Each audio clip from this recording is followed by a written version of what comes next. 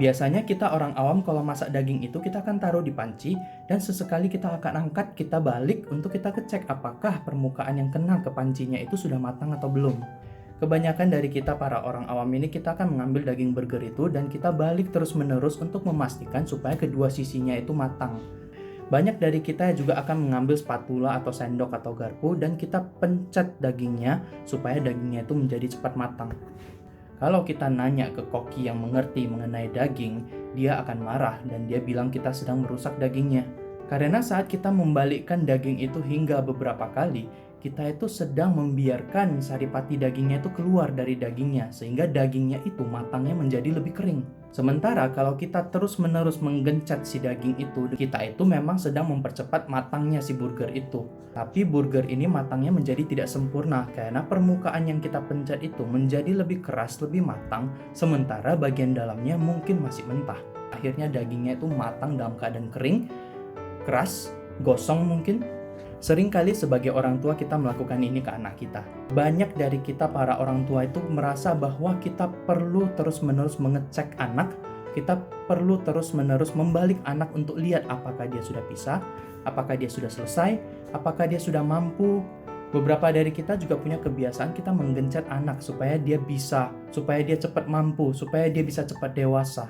Bagaimana sih rasanya jadi anak yang sedikit-sedikit itu datang orang tua langsung mengecek apakah dia sudah selesai, apakah dia sudah melakukan sesuatu sesuai dengan standarnya orang tua. Dia jadi was-was karena setiap saat orang tua datang untuk mengecek apakah dia sudah tanda kutip benar. Bagaimana sih rasanya jadi anak yang sedang berusaha menjalani sesuatu, tapi orang tua menggencet atau memaksa atau menuntut anak itu menjadi lebih cepat selesai sesuai dengan timelinenya orang tua. Parenting yang seperti ini banyak sebutannya, bisa hothouse parenting, bisa helicopter parenting, ada juga istilah micromanaging, di mana orang tua ini merasa bahwa mereka harus selalu memastikan bahwa anak ini sesuai dengan standar. Anak memiliki cara masing-masing melakukan sesuatu dan anak memiliki pace-nya masing-masing dalam bertumbuh. Kadang orang tua tidak sabar. Orang tua yang tidak sabar tetap bisa membuat seorang anak yang oke secara akademik, oke secara prestasi, tapi kadang anak ini menjadi tidak oke secara emosional. Anak perlu pengawasan dari orang tua, tapi bukan berarti orang tua itu menjadi CCTV yang nyala 24 jam mengecek kondisinya anak seperti apa.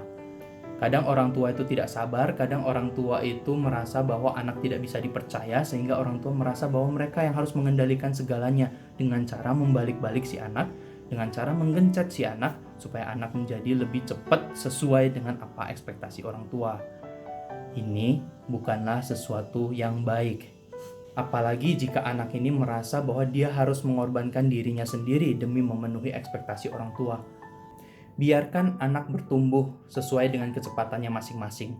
Dan orang tua harus mengerti bahwa anak memiliki preferensinya.